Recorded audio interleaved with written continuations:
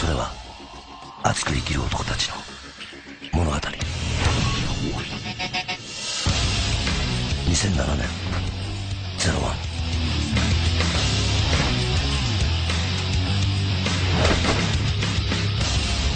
2009年02。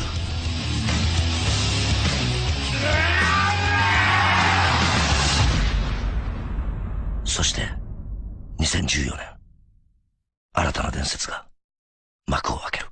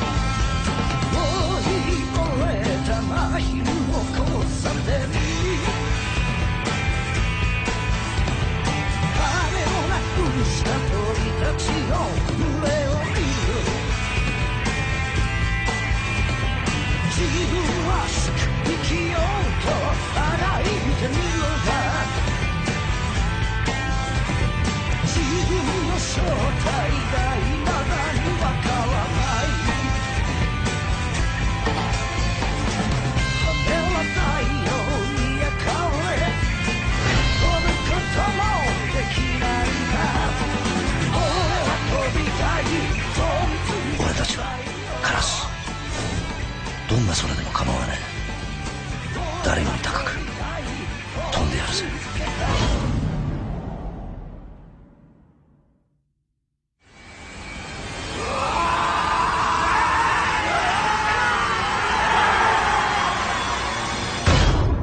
クローズエクスプロード。ゼロを超える。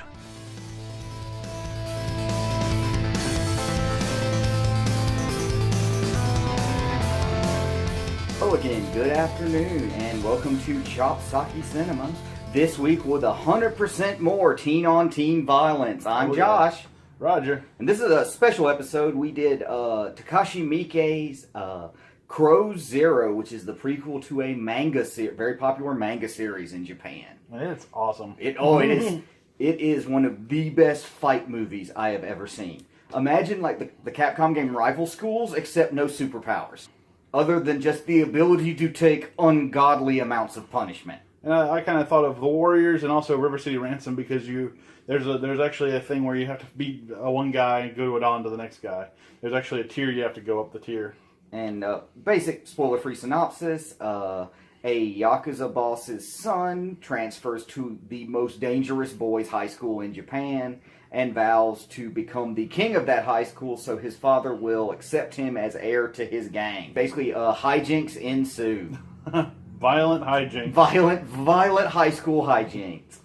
And just from the beginning of this, they really start out with the beginning of the school year function where the principal comes out and basically says all that good stuff like, yay, we're going to get along. Woo! You're here to learn. This is going to be amazing. Peace. And then some punk comes just up. Kicks him in the head and just like takes the microphone away. Yeah, he's like, boom!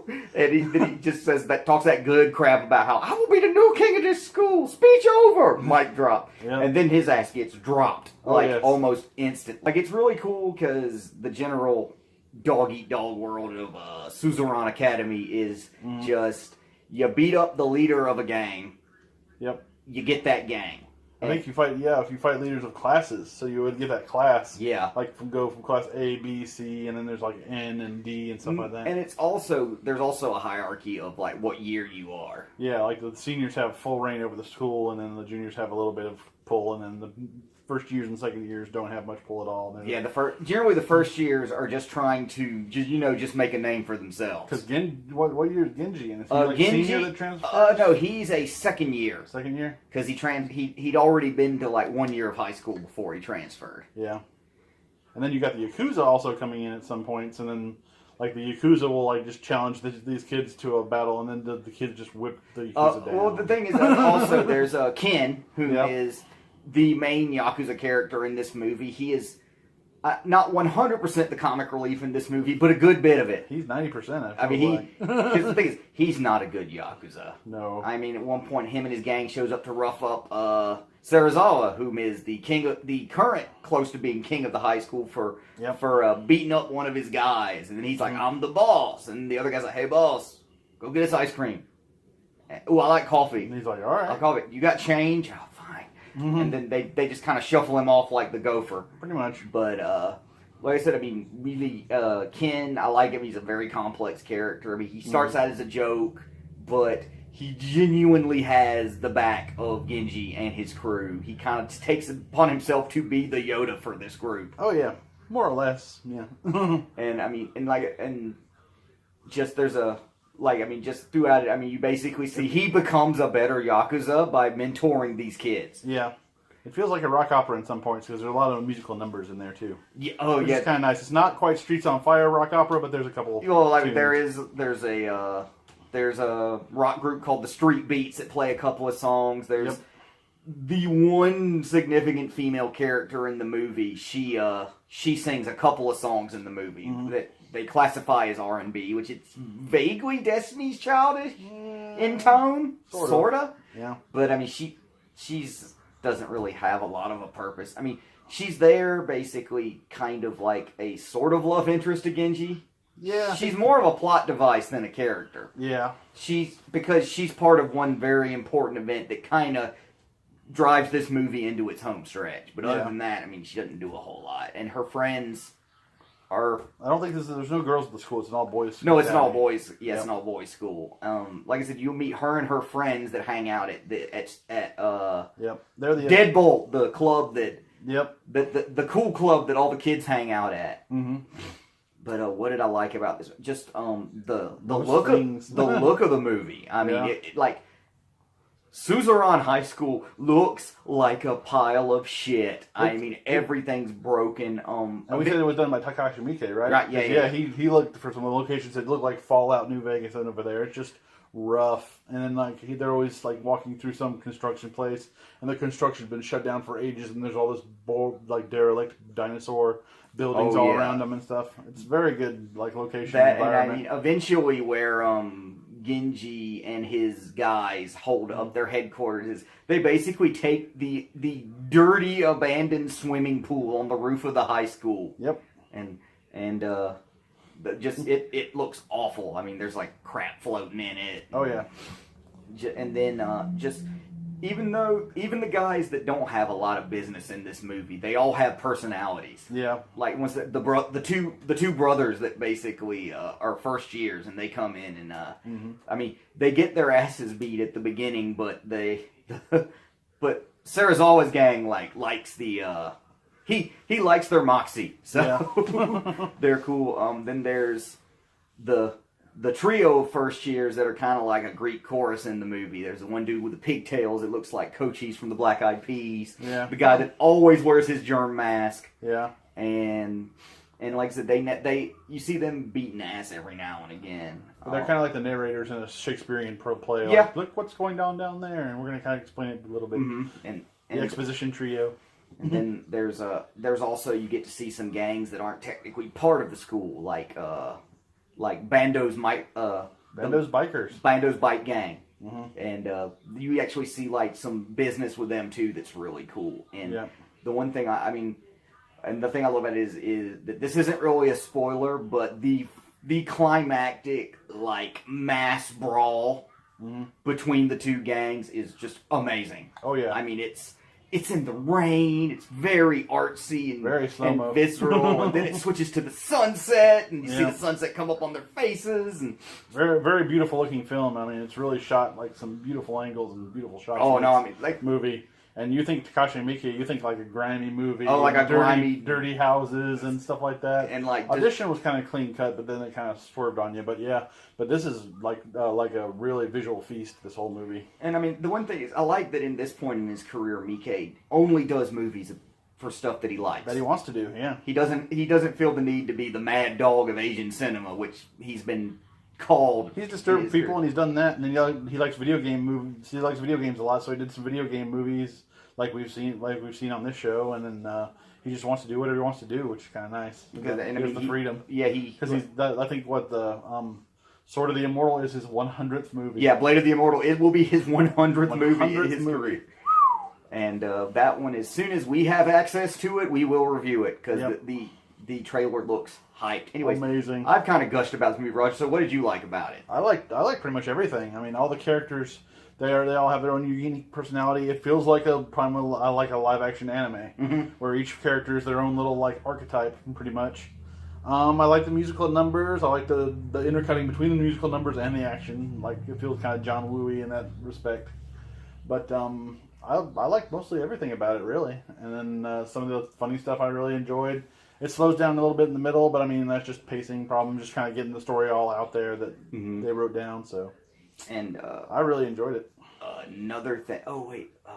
There was one thing that I really liked about it was just that they really established like early on in the movie that the Genji, the protagonist, like he develops like a systematic plan to take over the gangs. Yeah. Even though a lot of that is Ken. Yeah, he's being tutored by Ken on how to do it. Like he's being schooled on Ken about how to be less of a punk and like more of a leader. Yeah. And you actually see like Genji's progression as a leader throughout. I think Ken teaches him a little bit about diplomacy and stuff like that. All the stuff you can't do with your fists. Yeah, because like there are certain situations where the way Genji would have done it would be just walk in, punch a dude, knock him out, and then Ken's like, no, he'll do that to a whole classroom. He'll just walk in and just punch who's the strongest person in this classroom and just go wham. Because being leader is not all about your fists, people. Nope, it's about your brain and your heart, diplomacy, and your huevos and decisions. But as far as what I didn't like, really the only thing I didn't like about it was. There is, like Roger was saying, there's a bit of slowdown between, it's kind of like the moment where Genji's unsure of himself, and he kind of feels like he doesn't know which way to go, and it just kind of slows down to a bit of a crawl for about 15 minutes. Yeah. But, I mean, it's all character development. Where the pacing is kind of reflected in Genji's, like, not sure of making up his mind in a certain direction. But I mean, I didn't really feel like it was wasted space. Yeah, they moved the story along while they were doing it and stuff like that, and then introduced more characters. I mean, this movie has a lot of characters, but I mean, it's not like 50 different ones that you have to keep track of. Usually they'll pop in and pop out when they need to. Oh no, I mean, really, I didn't feel overwhelmed by the amount of people. The two leaders and their quote unquote command staffs. Yep. With like Mackie and then you have outside elements like the Yakuza, and then you have like the police that actually kind of the police sort of are they're there after the first 5 minutes, the intro of the movie, they are a non-factor in this movie. Yeah. I mean, there are kidnappings and like assaults. The police usually just tend to stay away from stuff like that. They're like, they'll sort it out. It'll be fine. This does have kind of an Akira vibe about the like anarchist youth that kind of basically this is what they became because the system doesn't work. Yeah. I mean, it doesn't work for this, so they made their own system. Pretty much. And it's an honest system, if not a brutal system. I mean, like they beat the tar out of each other. Yep. Anyways, but there's not a lot of killing anything. They just beat somebody down to like unconsciousness. There's not a lot of like just straight out murder that I noticed. Oh no, there's like no, because I think they will beat someone within an inch of their life, but they won't go past that. They won't go past that. They won't cross that line. So that's honorable thieves in the anarchists. And another thing is that I mean there are times where like Genji gets the crap beat out of him, and then like they cut to the next scene, and they don't after some indeterminate time, and he's fine. Yeah, he's not. He has like He has one tiny scar, but he's still got the. Some will have bandages and scars and stuff like that, but then it's like they heal up really fast. But I'm not sure how long the amounts of time are. It could be weeks. It could be a month. Yeah, it could. This could be over the course of one school year. Yeah, I think the whole movie is probably the school year. Isn't it? Because the beginning of the school year, they're saying welcome to the new school year. So all this is happening through that year. And also because Mike's smart.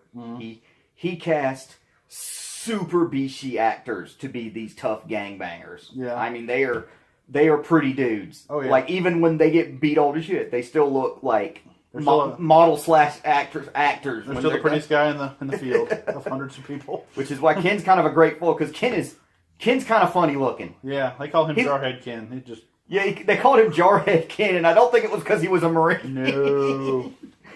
But anyway, Sir Raj, what did you not like about it? The only thing I didn't really like, I didn't like the pacing of it, and then that's really about it. I like pretty much everything else. Because I mean, honestly, and this is the first of a trilogy. You said, yeah, a trilogy. Crow 02, and then the finale, which is actually a different story with different characters called different director. Crows Explode. Which, I mean, we're going to eventually review the next two movies at some point. This is a different, nice jumping off point.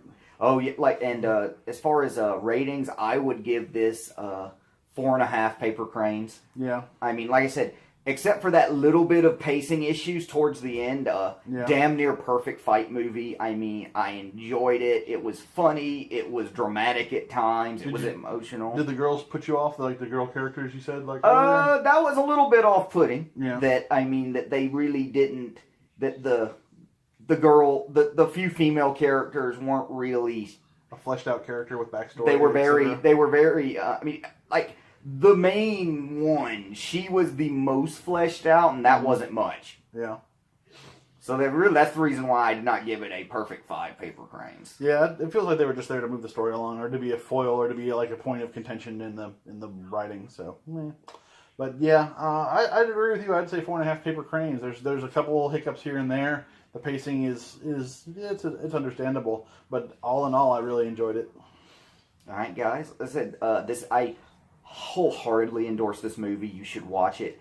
Unfortunately, as far as streaming rights, I don't know anywhere that streams it currently. Because when I found it, Amazon, you can rent it on Amazon. Yeah. But you can't stream it on Amazon. I mean, if any of you out there find a streaming service, let us know in the comments. But I mean, you can get it off Amazon. You can rent it or buy it. It's a fairly cheap Blu-ray. Yeah. But this is an older movie, isn't it? When did it come out? Old. I mean, it came out in the late 2000, in like about 2009, 2010. So about 6 or 7 years old. Yeah. But like I said, if you like, I mean, if you're fans, you like the Warriors and the lots of violence. If you like the Warriors, even if you like classic fight animes like Dragon Ball Z or Yu Yu Hakusho, I mean, it's got that in there too. Oh yeah. I mean, like the whole glorious bloodshed and your enemy makes you stronger, just trying to overcome him, and the whole point is not the victory, but the struggle one does to attain victory. Yada yada yada.